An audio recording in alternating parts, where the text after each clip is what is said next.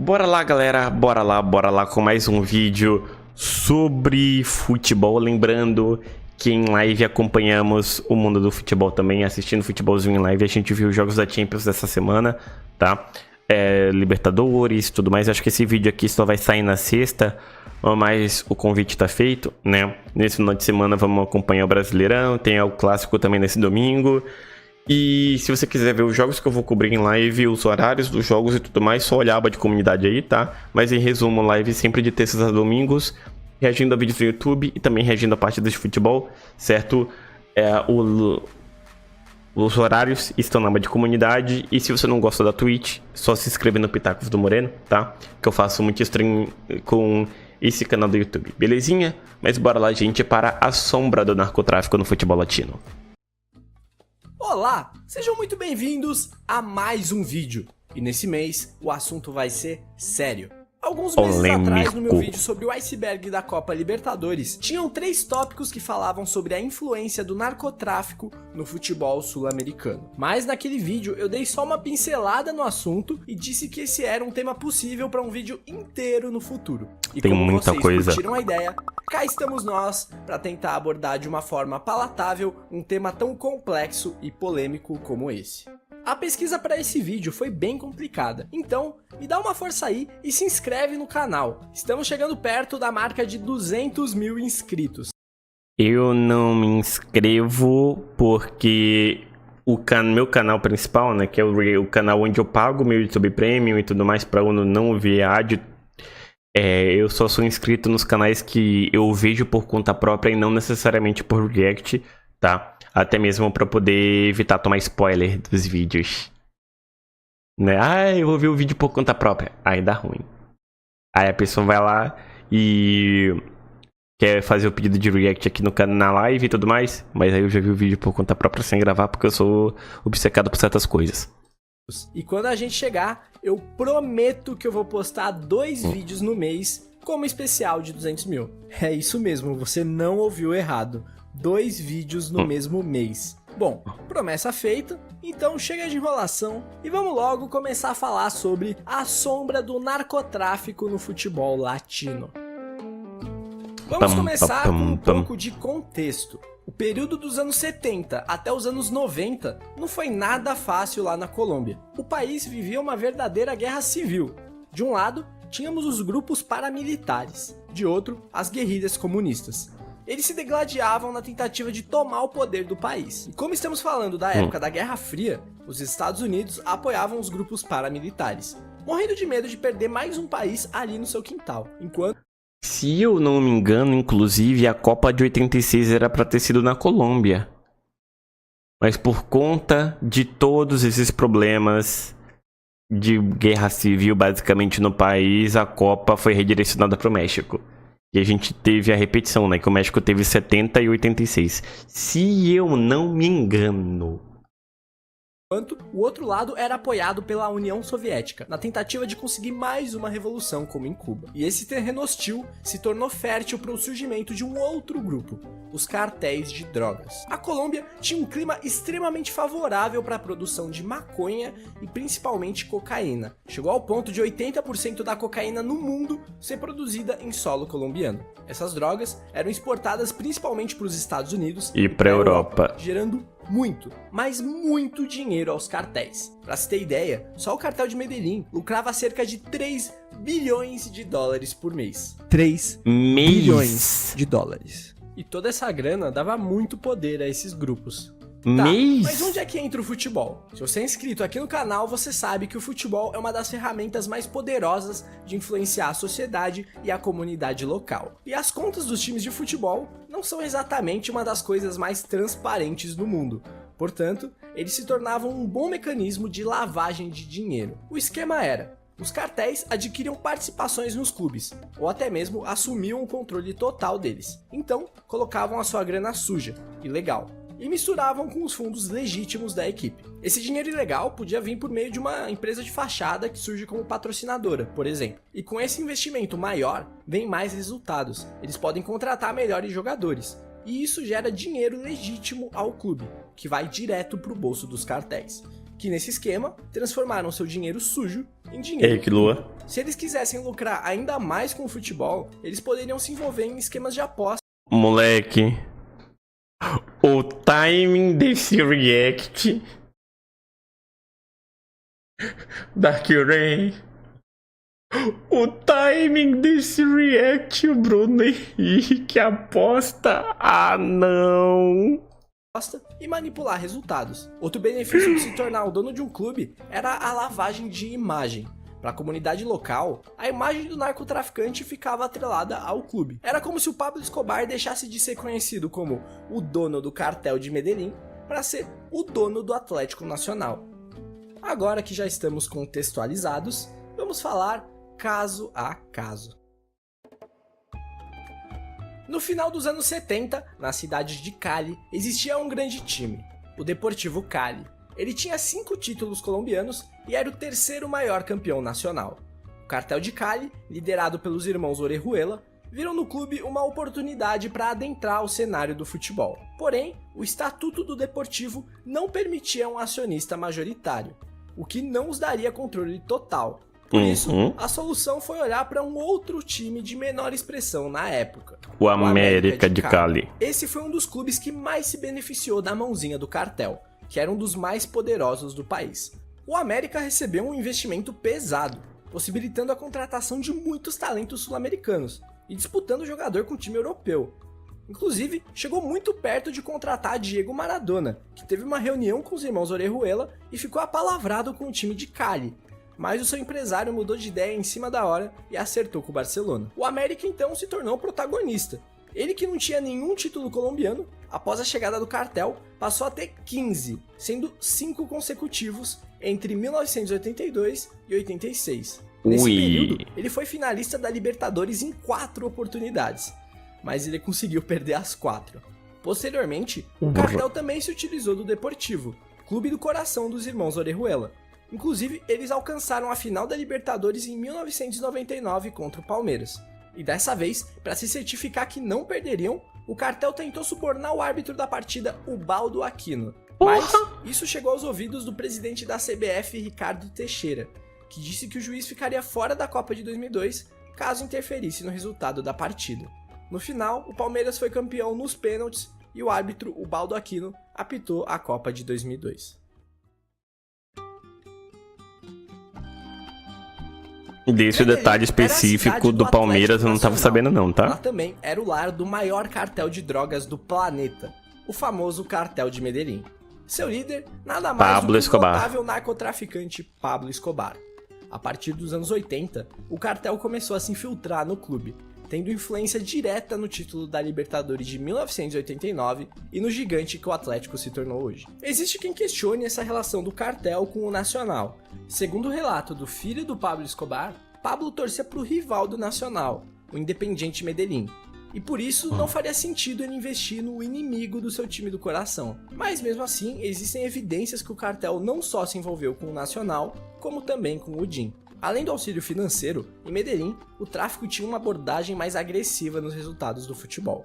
Constantemente haviam episódios de árbitros sendo subornados, adversários ameaçados ou até coisa pior. Em 1989, o Atlético estava forte na disputa da Libertadores. Na semifinal, seu adversário era o Danúbio, e o jogo da ida no Uruguai terminou empatado em 0-0. Se esperava uma partida disputada na volta em Medellín, mas o que se viu foi um massacre, 6-0 fora o baile. A maior goleada da história de uma semifinal de Libertadores. E aí, como que explica? Anos depois, veio à tona o depoimento do juiz da partida, que relatou que ele e a equipe de arbitragem, na madrugada da véspera da partida em Medellín, tiveram seu quarto de hotel invadido por um grupo de pessoas armadas que deixaram um saco de dinheiro e um recado claro: o Nacional tem que ganhar. Os jogadores do Danúbio também contaram que sofreram ameaças. O Atlético Nacional acabou se tornando campeão daquela Libertadores, ao bater o Olímpia na final posteriormente. Naquele mesmo ano de 1989, na fase semifinal... Calma aí.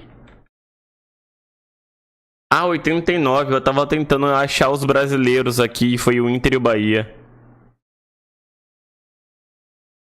Só, né? Nessa época saíram 2 brasileiros, verdade. Na final posteriormente. A partir de 94, que foi 3, se não me engano. Na fase semifinal do Campeonato Colombiano, se enfrentavam a América de Cali e o Independiente Medellín. O jogo terminou 3-2 para o América, graças a um gol mal anulado da equipe de Medellín pelo árbitro Álvaro Ortega. Para o jogo de volta, em Medellín, a Federação Colombiana escalou o mesmo árbitro, que pediu para que escolhessem outro juiz, porque depois daquela partida ele vinha recebendo ameaças do cartel, que disse que se ele pisasse em Medellín, ele seria morto. E infelizmente, não era um blefe. Ortega foi assassinado com 9 tiros na porta do hotel em que estava hospedado. Anos depois, um dos ex-sicários do cartel, chamado Popeye, confessou o crime, que foi encomendado no momento da anulação do gol por Pablo Escobar, enquanto assistia o jogo pela TV. Por conta desse trágico acontecimento, o campeonato colombiano foi cancelado, ficando sem um campeão.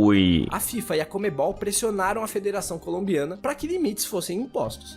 Como punição, a Colômbia não teria nenhum representante na Libertadores de 1990, com exceção do atual campeão do torneio, o Atlético Nacional. E nas quartas de final daquela Libertadores se encontravam Atlético Nacional e Vasco da Gama. O jogo no Rio terminou empatado em 0-0. Na Colômbia, o Atlético venceu por 2-0. Mas adivinha só, os jogadores vascaínos receberam ameaças, colocaram policiais armados dentro do vestiário do time brasileiro. A equipe de arbitragem também tinha sido subornada. Essas histórias chegaram no ouvido do até então diretor de futebol do Vasco, Eurico Miranda, que viajou até a sede da Conmebol no Paraguai e bateu de frente com o time de Escobar, exigindo que a partida fosse anulada. E ele conseguiu.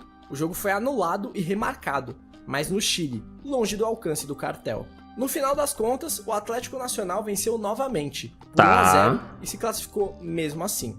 E esse tipo de coisa acontecia direto quando os times iam jogar lá na Colômbia. Só que os outros times não tinham um Eurico Miranda para peitar o cartel. Então, a Conmebol não basta nisso. Os cartéis tinham muito poder em suas cidades.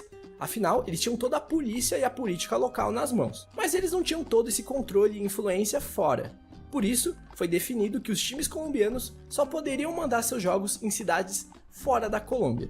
Por isso, na Libertadores de 1991, tivemos um clássico entre América de Cali e Atlético Nacional em Miami, nos Estados Unidos. Os clubes da capital, Bogotá, também cruzaram seus caminhos com o cartel. O Milionários era o maior campeão colombiano, de forma isolada na época, mas perdeu destaque com a ascensão dos clubes de Cali e Medellín. Foi quando assumiu o controle do clube um narcotraficante conhecido como El Mexicano.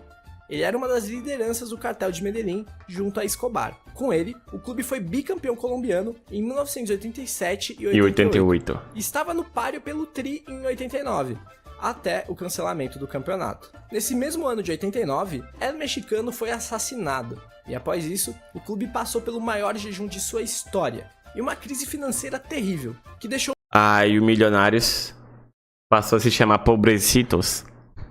Milionários à beira da falência no começo dos anos 2000. O que é irônico, já que o nome do time é Milionários. Seu rival, Santa Fé, foi outro que esteve envolvido até o pescoço com o narcotráfico. Ele foi comandado por diversos narcotraficantes do cartel de Cali e até do cartel de Bogotá. Muitos outros times colombianos cruzaram seus caminhos com o cartel. Seria mais fácil citar os que não foram, ligação, e talvez nem isso seria possível.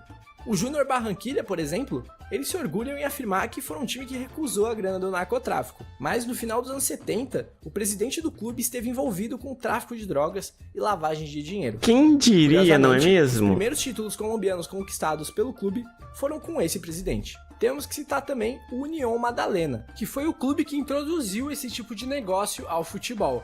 Ele pertence até hoje a Eduardo Dávila Armenta, uma figura reconhecida pelo plantio e tráfico de maconha na costa colombiana. Podemos citar também o Deportivo Pereira, que foi um dos primeiros denunciados pelo então ministro da Justiça colombiano. Ele foi assassinado e Piedrahita, o dono do Deportivo Pereira, era um dos apontados como mandante do crime. Tem o Deportes Tolima, que ficou conhecido por contratar jogadores com dinheiro vivo na década de 80, e o Envigado, que é o clube que revelou o Rames Rodrigues e que tá ligado com a Oficina de Envigado, que é um escritório de assassinos. Se o futebol colombiano foi tão influenciado por esse fator, evidentemente a seleção colombiana também não passaria ilesa. Ela funcionava como uma excelente vitrine. Os jogadores eram selecionados e escalados de acordo com o interesse dos cartéis. Eles ganhavam visibilidade e se valorizavam jogando pela seleção. para serem vendidos a um preço maior e gerarem mais dinheiro. Coincidentemente ou não, a geração do início dos anos 90 foi uma das mais promissoras da história do futebol colombiano. Nas eliminatórias para a Copa de 94, aplicou um 5-0 em cima da Argentina na Argentina, se lançando como uma das candidatas para ganhar aquela Copa. Porém, nos Estados Unidos, ela acabou sendo uma grande decepção. Na estreia, sofreu uma dura derrota para a Romênia e acabou eliminada após perder a segunda Do poderoso Jorge Hagi, né? Romênia, do poderoso Jorge Hagi, que na época era a camisa 10 do Barcelona, se não me engano. partida para os donos da casa por 2-1. O problema é que um dos gols dos Estados Unidos foi um gol contra do zagueiro Andrés Escobar. E Aquele aí, gol acabou tirando a Colômbia da Copa, o que frustrou muito dias o cartel depois, e os apostadores. Escobar saiu como o grande culpado pela eliminação. Quando retornou a Medellín, Escobar foi assassinado com 12 tiros. Até hoje não se tem certeza sobre quem encomendou a morte, se foram apostadores ou o próprio cartel, com quem o assassino possuía ligações. Nas eliminatórias para a Copa de 98, no jogo entre Colômbia e Paraguai, rolou uma briga que resultou no soco do goleiro Chilaver no atacante colombiano Asprilla. Depois do jogo, o Chilaver, que era doido, ligado ao cartel de Medellín, chamou o atacante colombiano e disse que iria matar Chilaver. Só queria autorização do envolvido na briga. Mas ainda bem que Asprilla pediu para ele não fazer isso, dizendo que o que acontecia no campo ficava no campo. Se ele fosse um pouquinho mais rancoroso, teríamos tido mais uma tragédia no futebol colombiano. Cada vez mais se investiu dinheiro no combate ao narcotráfico. Chilaver, que era doido, mas era muito bom goleiro. Em 1993, o cartel de Medellín perdeu sua expressão. Seu lugar foi tomado pelo cartel de Cali, que permaneceu protagonista até seus líderes começarem a ser presos e mortos. Os clubes de futebol passaram a tentar se distanciar desse passado, mas isso não foi tarefa fácil. Em outubro de 1995, foi criada a Lista Clinton, que listava os negócios ou pessoas que eram suspeitas de ter alguma ligação com o narcotráfico e as impunha um bloqueio econômico, proibindo de ter qualquer relação comercial com os Estados Unidos e qualquer marca estadunidense. E em 1999, o América de Cali foi colocado na Lista Clinton, o que destruiu o clube financeiramente. Por já estar estabelecido e ter uma grande torcida, ele conseguiu se manter com as categorias de base e até ganhar uns títulos colombianos. Mas em 2011, o inevitável aconteceu. O clube rebaixamento? Foi rebaixado para a segunda divisão colombiana. Chegou a perder jogos por WO por não conseguir pagar o salário dos seus jogadores. E ficou afundado na segundona por 5 anos, até o seu retorno em 2017. O time só foi retirado da Lista Clinton em 2013 e em 2019 voltou a conquistar um título colombiano. Os outros 2 clubes que já estiveram na lista foram os colombianos Cortuluá e o Envigado, clube que revelou Rames Rodrigues e foi o último a sair da lista, em 2018. Em 2012, o Milionários quebrou um jejum que vinha desde a morte do seu antigo patrono nos anos 80. Nesse mesmo ano, se cogitou renunciar aos 2 títulos conquistados pelo clube na época em que era comandado pelo narcotráfico, demonstrando que o clube estava em outra parte. Casquinho, eu tô achando que você tá com muito delay. Não foi tomada porque a torcida ficou muito dividida. Mas você tá dizendo que o Vasco tomou gol agora? Dessa fase tão difícil. Em contrapartida, seu rival Santa Fé em 2010 teve metade da sua diretoria e alguns sócios denunciados por lavar dinheiro de narcotraficantes. O ex-clube de Pablo Escobar conseguiu dar tomou volta por agora, cima. que delícia, Se só todos os que não. rivais questionavam a influência do cartel no seu título de 1989, nada eles poderiam dizer a respeito do seu título de 2016.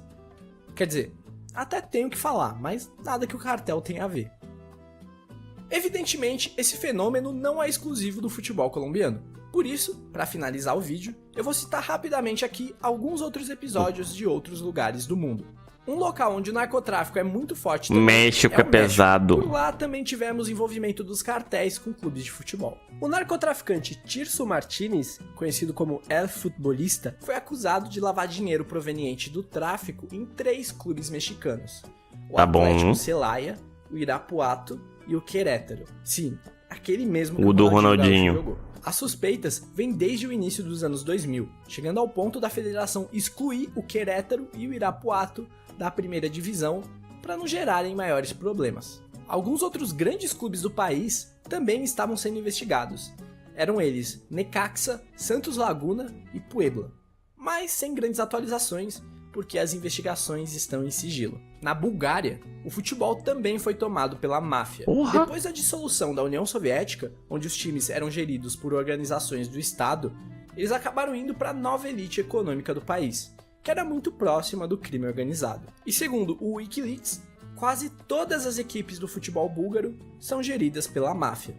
Não à toa, com frequência vemos dirigentes dos clubes de lá sendo assassinados. A explicação seriam essas disputas criminosas. Na Itália, também houveram suspeitas da ligação da máfia com clubes de futebol. Cartolas do Crotone e do Foggia foram acusados de envolvimento com a máfia, mas ambos foram absolvidos no tribunal. A Lazio ficou muito perto de ter uma boa porcentagem adquirida por uma companhia farmacêutica bem suspeita, para dizer o mínimo. Mas a ação foi bloqueada pela justiça italiana. Por lá, a coisa acontece mesmo nas divisões inferiores, onde a fiscalização é menor, bem os menor. criminosos chamam bem menos atenção. Bom galera, esse foi o vídeo, espero que tenham curtido de coração. Como eu disse, esse vídeo teve uma pesquisa um pouco mais complexa de ser feita. Percebe-se que foi mais complexo, um pouquinho atrasado porque que eu foi mais uma gripe difícil. bem chata, que me impossibilitou de trabalhar nele por alguns dias. Por isso, eu queria agradecer a todos que me desejaram melhoras e pedir para compartilhar o vídeo para o YouTube ver que o conteúdo foi bem produzido e ajudar aqui o canal. Não deixe também de se inscrever, temos vídeos novos por aqui todo dia 16. Me siga também nas redes sociais que estão aparecendo aí na tela. E por esse mês foi isso. Valeu, tamo junto. Cara, os vídeos do Storable são muito bons, bicho. Eu adoro os vídeos do Storable. E tipo, vocês sabem mandar os vídeos que eu tenho interesse. Vocês não vão mandar tipo vídeo como recomendação para um assunto que ele fala que eu não tenho interesse, tá ligado? É bom demais de parar pra ver umas paradas assim, pô. É extremamente delicioso e satisfatório. Extremamente. E é como eu falei, mano, é muito complexo essas coisas. Deixa eu até ver mesmo, peraí, 1986, o World Cup, eu acho que era isso, que a Copa do Mundo é. A Copa do Mundo de 86 estava marcada para ser disputada na Colômbia em 86, depois de ter sido selecionado em 74. Mas, entanto, em novembro de 82, a Colômbia declinou, né, a escolha devido à impossibilidade de atender os requerimentos da FIFA para celebrar o evento, muito por conta da instabilidade de segurança nacional e os perigos envolvendo corrupção metidos por conta do narcotráfico colombiano, cara. Essas curiosidades eu só aprendo porque eu memorizo, tá ligado? Eu gosto de ler, eu gosto de aprender, eu gosto de me informar. E aí eu acabo memorizando as paradas assim aleatoriamente. Aí, tipo, 83 teve uma reunião na Suécia, no comitê executivo da FIFA, que decidiu trocar a Colômbia pelo México, que foi inclusive o primeiro país do mundo a receber uma Copa do Mundo 2 vezes, né? E o México, porque já era um país que tinha recebido a Copa do Mundo recentemente, né? Que a Copa de 70 foi lá.